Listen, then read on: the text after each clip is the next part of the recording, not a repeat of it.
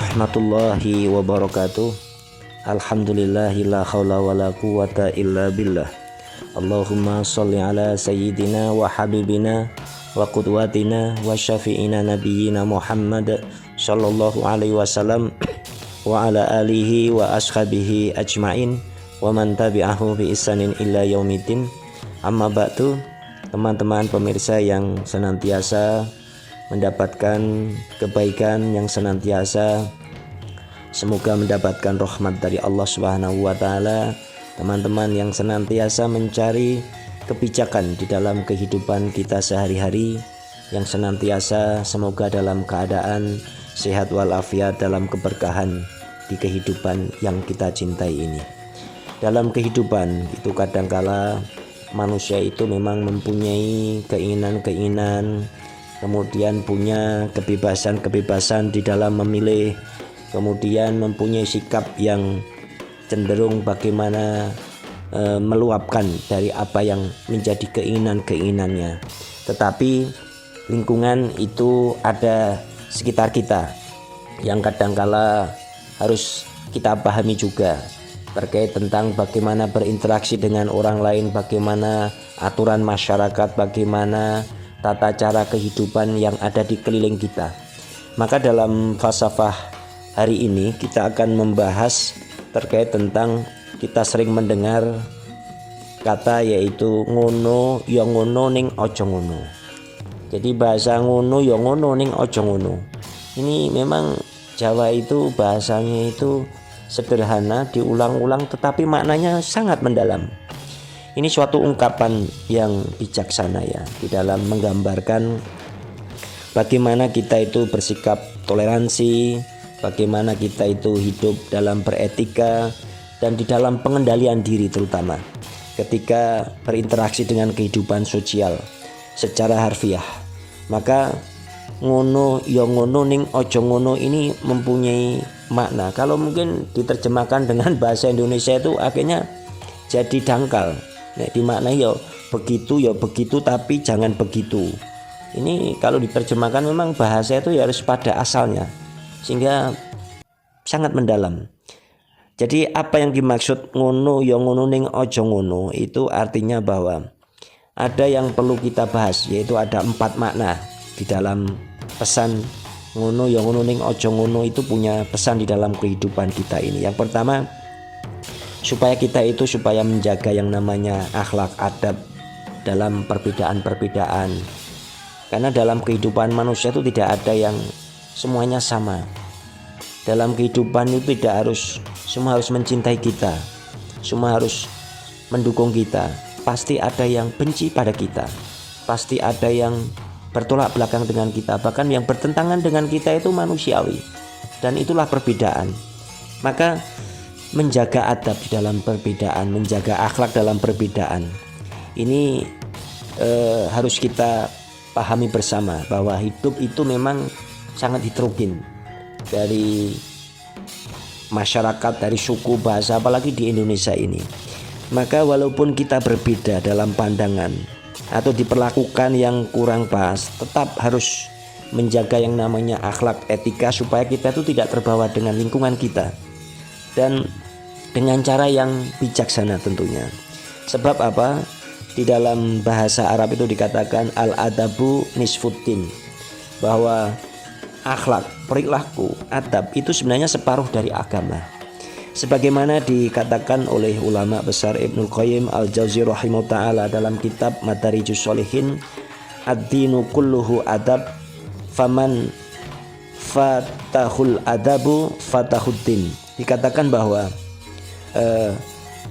agama itu sebenarnya seluruhnya itu adalah mengatur terkait tentang akhlak, adab, perilaku. Siapa yang kehilangan adab, akhlak, dan perilaku, maka sebenarnya ia telah kehilangan agamanya. Ini menarik kalau kita kupas lebih dalam, bahwa beragama itu ya berakhlak. Berakhlak itu terpancar dari yang ada di dalam hati, yaitu keimanan dan keyakinan, prinsip dalam hidup terpancarkan dalam perilaku akhlak itu. Misalnya dalam kehidupan sehari, kalau di pasar itu ada seorang pedagang sayur diperlakukan kasar oleh pembeli. Kadang-kala pembeli itu mintanya murah, mendapatkan banyak, tetapi tetap tersenyum pedagang itu, kemudian tetap berkata sopan dengan akhlak yang baik, tentunya akan membuat pembeli itu nanti akan merasa malu sendiri, dan akhirnya dia terbawa dengan pola sikap pedagang sayur yang tetap sabar senyum walaupun pembelinya itu macam-macam bentuknya, macam-macam akhlak perilakunya ini. Kemudian makna yang kedua bahwa ngono ya ngono ning aja ngono itu makna yang kedua supaya mampu menahan emosi dan mampu menahan yang namanya balas dendam.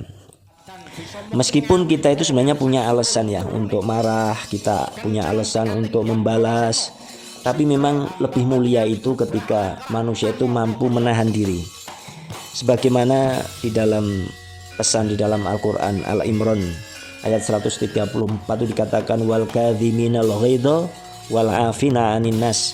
Orang-orang yang menahan marah dan orang-orang yang memaafkan manusia. Sebenarnya secara ilmu jiwa dalam konteks psikologi ya, memang psikologi Jawa itu sangat mendalam ya.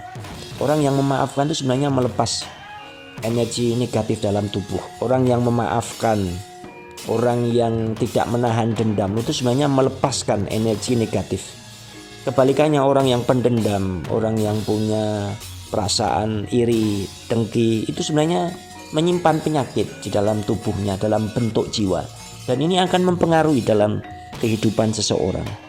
Sebagaimana ulama besar yaitu Imam Hasan Al-Basri rahimahullah ta'ala di dalam menyampaikan beliau laisas syadidu bisur'ah innamas syadidul ladzi yamliku nafsahu indal ghadab. Ini sebenarnya menukil dari hadis yang diriwayatkan oleh Imam Al-Bukhari wal Muslim. Orang yang kuat itu bukanlah orang yang menang dalam berkelahi, orang yang mampu mengangkat bertonton, orang yang mampu bermain tinju di ring dan ia menang, sekali pukul langsung lawan jatuh, itu bukan orang yang kuat. Tetapi di dalam konteks ini orang yang kuat itu adalah orang yang mampu di saat ia mengendalikan dirinya, saat ia itu ingin meluapkan marah, meluapkan emosi, tapi dia mampu mengendalikan dirinya. Contoh misalnya ya dalam kehidupan sehari-hari kita kan kadang-kala harus melihat dari aspek kehidupan real dari kalangan saudara-saudara kita yang mungkin berprofesi menjadi tukang becak ya. Misalnya kehilangan pelanggan karena ditipu namun ia tidak marah. Kemudian dia hanya berkata semoga Allah menggantikannya lebih baik. Jadi ada sisi positif yang ia harapkan, bukan negatifnya yang kita ikat, sehingga ketika negatif yang diikat itu yang ada adalah rasa gelisah, rasa galau. Tetapi ketika melihat sisi positif, misal ketika orang jatuh, dia terluka, dia melihat sisi positifnya itu hanya terluka. Kemarin tetangganya itu ketika jatuh dia langsung meninggal. Jadi sisi positif. Maka kadang-kala orang itu sedih ketika tidak punya uang. Padahal sisi positif yang lainnya dia diberi kesehatan, dia diberi kemampuan, energi yang bagus, walaupun tidak punya uang. Kadang-kala yang dilihat itu dari sisi yang negatif seseorang itu, sehingga tanpa melihat cakrawala yang lebih luas bahwa dirinya itu mempunyai nikmat-nikmat yang lebih. Kalau bahasa Jawa itu dikatakan orang mendapatkan kenikmatan disimbolkan dengan suweng ya. Maka ada lagu cublak-cublak suweng itu ya. Jadi suweng itu sebenarnya simbol kenikmatan. Kalau orang dulu itu punya simbol rezeki yang berlimpah itu ya disimpan dalam bentuk emas, yaitu suweng. Suweng itu yang ada di telinga itu ya. Tetapi dikatakan suweng itu gelender, kenikmatan Allah itu sebenarnya ada di kanan kiri kita. Bisa bernapas, jantung kita masih memompa darah, kehidupan yang lebih baik, lingkungan yang baik, itu sebenarnya nikmat yang berlimpah, sisi positif. Itu suweng itu gelender ataupun kenikmatan yang sangat luas. Kemudian makna yang ketiga, ngono ya ngono ning aja ngono, itu mempunyai makna supaya kita itu supaya jangan sampai tidak melampaui batas, yaitu keadilan. Jadi kadangkala meski kita itu merasa benar atau dizalimi, tetap harus adil ataupun tidak membalas secara berlebihan ya. Dikatakan di dalam Al-Qur'an itu dikatakan wala yajrimannakum syana'anu qaumin ala alla ta'dilu i'dilu huwa aqrabu littaqwa. Dikatakan dalam surat Al-Maidah itu bahwa janganlah kebencian terhadap suatu kaum sehingga membuat kalian itu tidak berlaku adil ya. Maka di sini ada perintah fi'il amr, yaitu i'dilu wa aqrabu littaqwa. Maka berlakulah adil. Karena keadilan itu lebih dekat pada ketakwaan. Inilah nikmat keindahan di dalam ketika mampu memaknai apa yang ada di dalam falsafah ini. Sebagaimana di dalam kitab Al-Adab Asy-Syar'iyyah ya, karangannya Ibnu Muflih ya, seorang sahabat Rasulullah yang terkenal, Umar bin Khattab radhiyallahu anhu, beliau pernah berkata ya, al-adlu asasul mulk. Dikatakan bahwa keadilan di dalam kehidupan, keadilan itu adalah dasar suatu kekuasaan. Jadi kalau punya kekuasaan, punya jabatan tanpa ada keadilan, maka itu gampang runtuh. Maka dikatakan Umar bin Khattab, al-adlu asasul mulk, itu dikatakan keadilan itu adalah dasar, fondasi suatu kekuasaan. Maka inilah yang perlu kita pahami bersama. Ngono ya ngono ning aja ngono. Ketika dia terpancing, maka tetap keadilan itu menjadi sesuatu yang dasar. Terpancing emosi, terpancing tidak sesuai dengan harapan. Kemudian yang keempat, ngono ya ngono ning aja ngono, dikatakan bahwa menghindari ghibah, ngerasani ngrumpi, dan menghindari fitnah meski kita itu kadang-kala tersakiti.